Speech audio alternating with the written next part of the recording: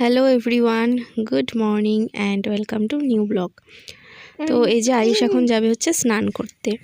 আজকে শ্যাম্পু করাবো, রবিবারই করাই, এবার কখন কখন আবার রবিবার করানো হয় না, অন্য দিন করিয়ে দিই।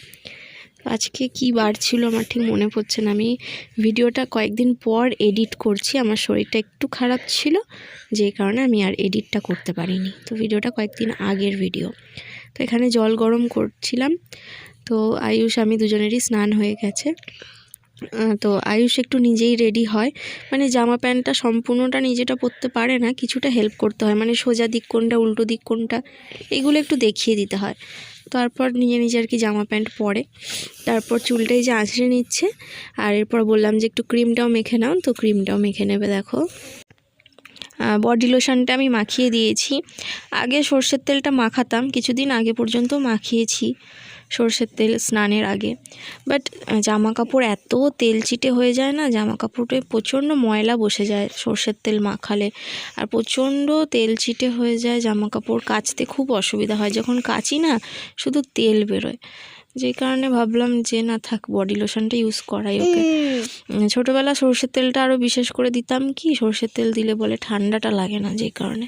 বাট এখন আর দিচ্ছি না, বন্ধ করে দিয়েছি সর্ষের তেল দেওয়াটা। আমার পার্সোনালি সর্ষের তেলটা খুব একটা পছন্দ নয়, ওই বড়দের কথা শুনে দিতে হয়, এই আর কি। তো এখন আমি যাচ্ছি হচ্ছে স্নান করতে, এসে ছেলে আমি দুজনে মিলে পুজো করবো। ঠিক আছে, চলো। ছেলেকে একটু শেখাচ্ছি, ও নিজে দেখি করতে বেশ আগ্রহী, ওই জন্য আমি আরেকটু ভালো করে শিখিয়ে দিচ্ছি, যাতে আমার কোনো অসুবিধা হলে ও পুজোটা করে নিতে পারে। বেশ সুন্দর করেই দিচ্ছে, তবে একটু বুঝিয়ে বুঝিয়ে দিতে হচ্ছে। যেমন এই কৌটোটা খুলতে পারছিল না, তারপর ধূপের জায়গাটা, মানে ধূপ দেবে কিন্তু ধূপের খাপটা ওকে বলছি যে না, ধূপের খাপটা আটকাতে হবে না, ও আটকাতে পারছে না, কিন্তু না, ও আটকাবে। এবার ও আটকাতে গেলে ছ্যাঁকা লেগে যাওয়ার একটা ভয় থাকে, তারপরে অনেক সময় ধূপও নিভে যায়, তো কিছুতেই সেটা শুনবে না। ওই সবগুলো একটু ট্রেনিং দিচ্ছি, এই আর কি। আর প্রদীপটা আমি জ্বালিয়ে দিই, কারণ ও পারবে না। প্রদীপে সলতে টলতেগুলো আমি তৈরি করে দিই।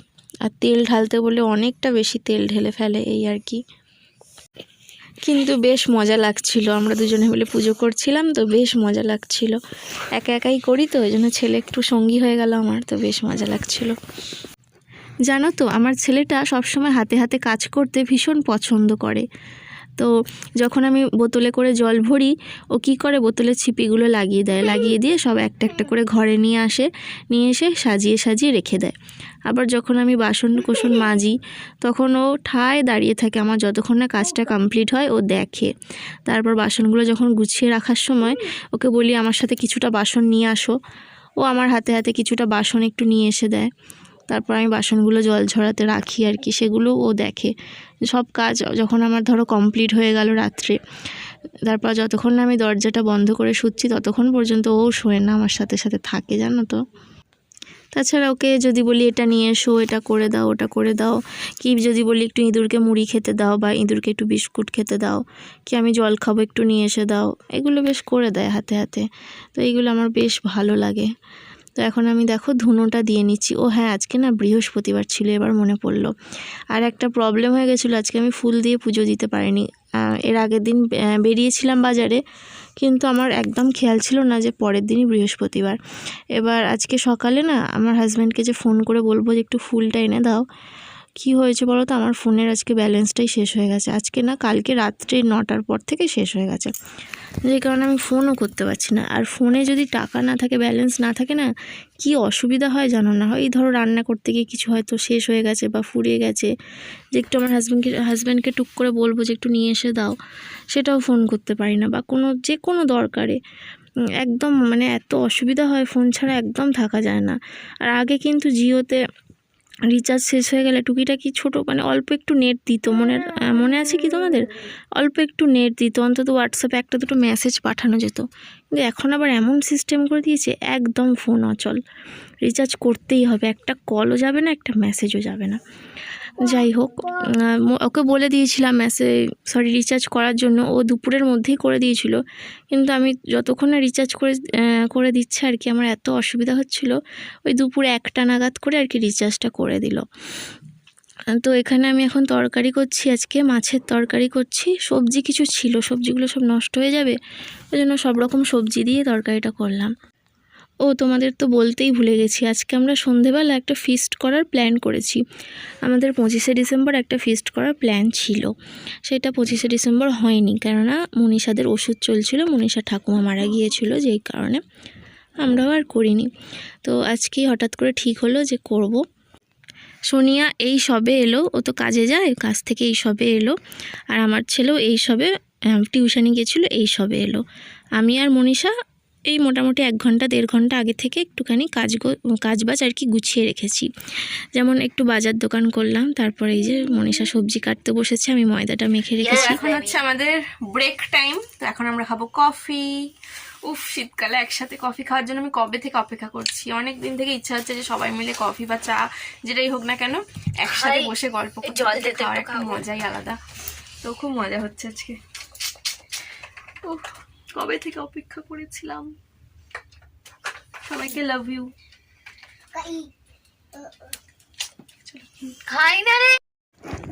তো আমরা একসাথে কফি খেলাম, ভীষণই মজা হলো।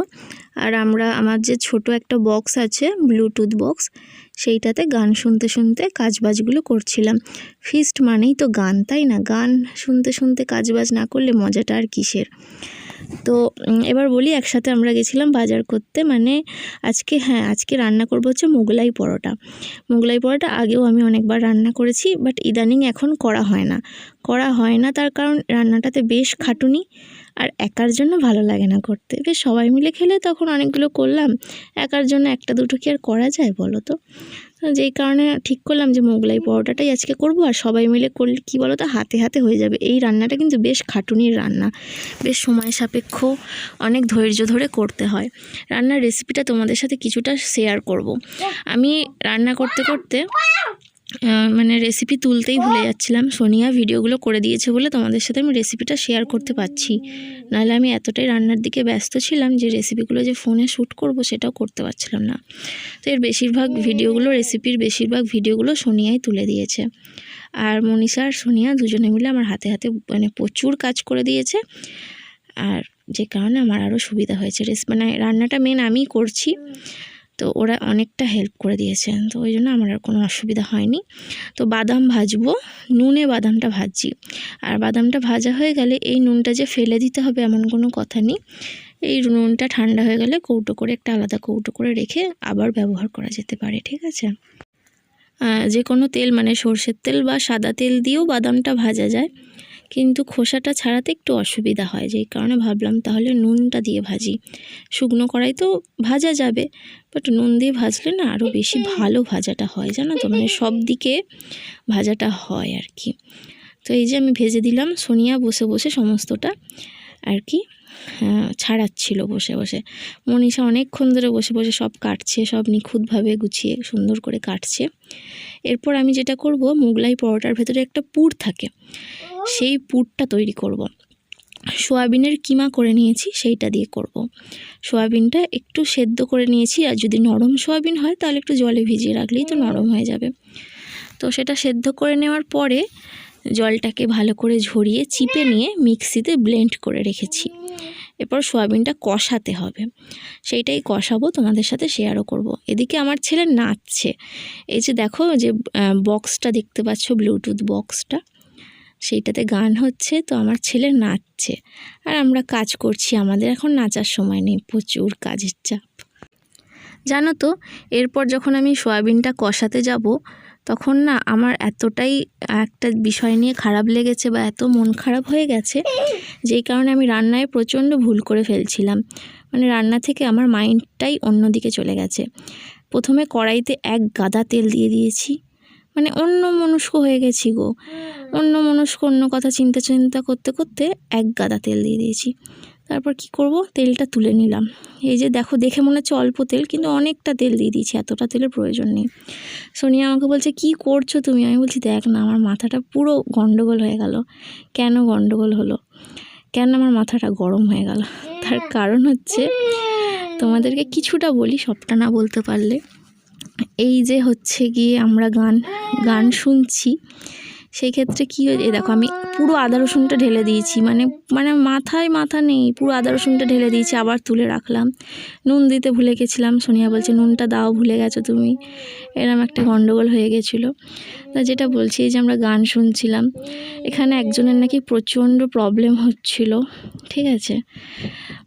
সেখানে সে আমাদেরকে এরমভাবে কমেন্ট করেছে যে এখানে আমরা আনন্দ ফুর্তি করছি, এরমভাবে বলা হয়েছে, জোরে জোরে গান চালিয়ে আনন্দ ফুর্তি করা হচ্ছে, এরমভাবে একজন আমাদের আর কি বিচ্ছিরিভাবে বাজে ভাষায় আর কি কথাটা বলেছে। সেখানে আমার প্রচণ্ড খারাপ লেগেছে, আমি চোখ থেকে 2 ফোঁটা জলও বেরিয়ে গেছে। যদিও যে কোনো কারণে চোখ থেকে জল বার করাটা উচিত নয়, প্রতিবাদ করাটাই উচিত, বাট আমি প্রতিবাদ করিনি এই কারণেই যে ঝগড়া অশান্তি ঝামেলা যাতে না হয়, সব কিছু যাতে ভালোভাবে হয়। আর ঝগড়া অশান্তি ঝামেলা করা মানে কি বলো তো, আমি যে আমার লক্ষ্যের দিকে এগোচ্ছি, আমি সেই দিক থেকে পিছিয়ে যাব, ঠিক আছে। ওই জন্য যে যা বলছে বলুক, আমার লক্ষ্যের দিকটা আমাকে স্থির রাখতে হবে। আমি যখন লক্ষ্যের দিকে এগোবো, আমাকে অনেকেই পেছন থেকে টেনে ধরার চেষ্টা করবে, এইটাও ঠিক তাই। এখানে যদি আমি ঝগড়া ঝামেলা করি, তাহলে কিন্তু আমার লক্ষ্যে পৌঁছাতে অনেকটা দেরি হয়ে যাবে, তাই না। যেই কারণে আমি কিচ্ছু বলিনি, শুধু চোখ থেকে 2 ফোঁটা জল বেরিয়েছে, সেগুলো আমি মুছে নিয়েছি এবং আবার আমরা আনন্দ করেছি। তো যাই হোক, এবার এটা বলি যে হ্যাঁ, আমাদের গান চলছে, সেখানে যদি কারোর প্রবলেম হয়, সে যদি এসে বলে যে হ্যাঁ আমার শরীর খারাপ, তোমরা গানটা বন্ধ করো, আমার প্রবলেম হচ্ছে, সেখানে বিষয়টা আলাদা। কিন্তু এখানে আমাদেরকে এরমভাবে কমেন্ট করা হয়েছে যে হ্যাঁ এখানে আনন্দ ফুর্তি করা হচ্ছে, গান চালিয়ে, এরম বিচ্ছিরিভাবে বলা হয়েছে। সেক্ষেত্রে আমাদের খারাপ লাগাটা স্বাভাবিক। তো যাই হোক, তোমাদেরকে কিছুটা জানিয়ে রাখলাম, এর থেকে বেশি আর কিছু বলতে পারবো না। আর একটা বিষয়, আনন্দ ফুর্তিটা এমনভাবে বলা হয়েছে যেন আমরা 3 জন মেয়ে মনে হয় ঘরে কোনো ছেলে নিয়ে এসে আনন্দ ফুর্তি করছি, অথবা মদ ফদ খেয়ে আনন্দ ফুর্তি করছি, এরম বিচ্ছিরিভাবে বলা হয়েছে। যাই হোক, আমরা তো যথেষ্ট ভদ্রভাবেই একটা রান্নাবান্না করছি, এতে খারাপ কি সে দেখলো আমি জানি না। তো যাই হোক, দেখো সোয়াবিন কষাটা আমার কিন্তু হয়ে গেছে। কিভাবে কষালাম মোটামুটি তোমরা দেখতেই পেলে। তেলের মধ্যে পেঁয়াজ, আদা, রসুন এইসব মশলাগুলো ভালো করে কষিয়ে নিয়েছি। আর গুঁড়ো মশলার মধ্যে লঙ্কার গুঁড়ো, হলুদ গুঁড়ো আর একটু জিরে গুঁড়ো, ধনে গুঁড়ো দিয়েছি। দিয়ে এরপর সোয়াবিনের যে কিমাটা, সেটাকে দিয়ে ভালো করে ভেজে নিয়ে তুলে নেব। আর একটা জিনিস, যা হয়েছে সেটা ভুলে গিয়ে আবার আমরা আমাদের হাসি মজা আনন্দে ফিরে এসেছি। এরপর আমি একটা আলু কষা তৈরি করে নেব। এইটা দেখবে দোকানে মোগলাই পরোটা দিলে আর কি এই তরকারি একটা এরকম দেয়, তো সেইটাই আর কি করছি। সোনিয়া আবার একটুখানি বাড়ি থেকে কারি পাতা নিয়ে এলো। রান্নাটা প্রায় হয়ে গেছে, তারপরে আমি কারি পাতাটা দিলাম তেলে। বেশ, কারি পাতাটা দিতে আরও বেশ সুন্দর হয়েছিল খেতে। মনীষা তো কতবার যে বললো আলু কষাটা এত ভালো হয়েছে, সত্যিই ভালো হয়েছিল খেতে। শুধু আলু কষাটা না, মোগলাইটাও খুব ভালো হয়েছিল খেতে। আলু কষাতে মশলা দিয়েছি হচ্ছে পেঁয়াজ, আদা রসুন পেস্ট, পেঁয়াজটা কুচি করে দিয়েছি, কাঁচা লঙ্কা কুচি দিয়েছি, কারি পাতা তো দিয়েছি, তার সাথে একটুখানি জিরে গুঁড়ো, ধনে গুঁড়ো, হলুদ লঙ্কা গুঁড়ো আর একটু গরম মশলা গুঁড়ো, এইসব দিয়ে আলু কষাটা করেছি। এরপরে যে সোয়াবিনের কিমাটা তৈরি করেছিলাম, এটা মোটামুটি ঠান্ডাও হয়ে গেছে। আর বাদামটা আমি এর সাথে ভালো করে মিশিয়ে নেবো হাত দিয়ে। আর ডিম ফেটানো হয়ে গেছে। আর এই যে পেঁয়াজ টিয়াজ দেখো মনীষাই সব কেটে দিয়েছে, পেঁয়াজ লঙ্কা দিয়ে ডিম ফেটিয়ে, তো ডিমগুলো একসাথেই ফেটিয়ে নিয়েছি, একটু নুন দিয়ে দিয়েছি। এবার এই যে এইটা আমি ভালো করে মিশিয়ে নিচ্ছি। আমি টোটাল আজকে 9টা করব।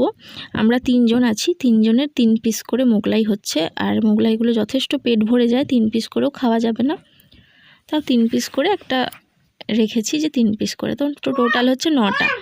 টোটাল আর কি 9টা হচ্ছে মোগলাই। তো 9টা মতন সয়াবিনের কিমাটা বল করে নেব, তাহলে আমার সুবিধা হবে। বল করে নিলে বেশ 9 পিস আর কি 9টাতে যাবে। তো যাই হোক, দেখো আমি কড়াইটা বসিয়ে দিয়েছি, তেল গরম করতে দেবো। আর এটাকে ভালো করে বড় করে বেলে নিচ্ছি।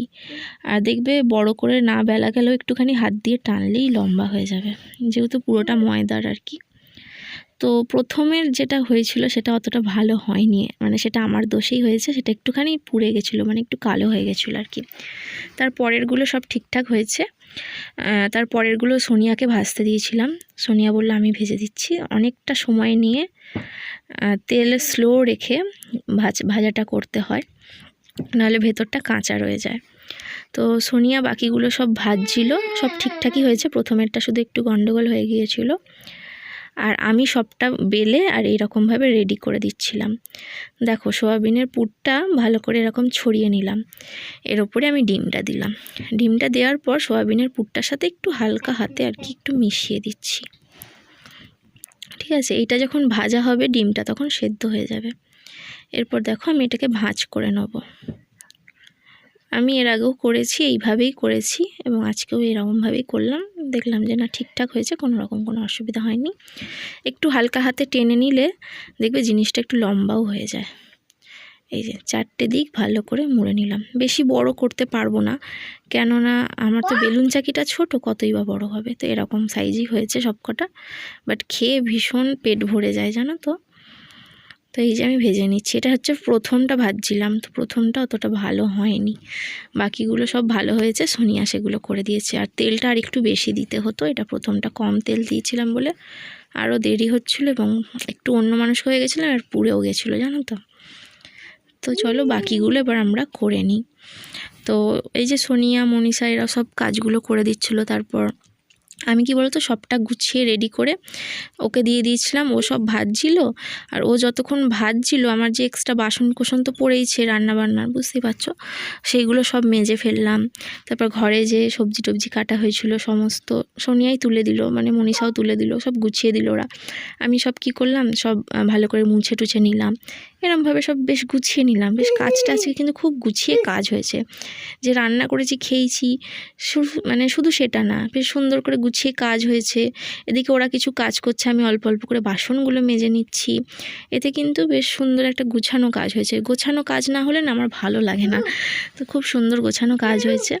তো এদিকে দেখো স্যালাড রেডি, তরকারি রেডি, আর এখন এই যে মোগলাই পরোটাও রেডি, সব চলে এসছে। এরপর চলো আমি সুন্দর করে সার্ভ করব।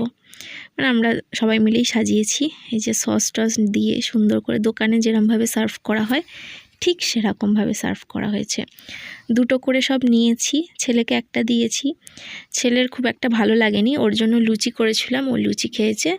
আমি প্রথম থেকেই কনফিউশনে ছিলাম যে ছেলের হয়তো খুব একটা ভালো লাগবে না, যেই কারণে ওর জন্য আমি কয়েকটা লুচি করেছিলাম।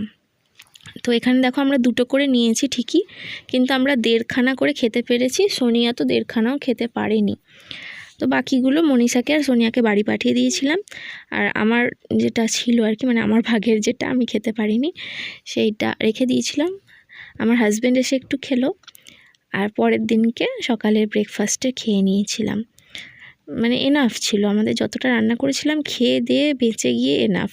আর ওরা যে বাড়ি নিয়ে গেছিলো, ওরা বাড়িতে মাকে, সোনিয়ার ভাইকে, মনীষার দাদা রয়েছে, মনীষার দাদাকে টেস্ট করিয়েছে। ওরাও খেয়ে ভীষণ ভালো বলেছে, মানে দোকানের থেকেও ভালো যেটাকে বলে।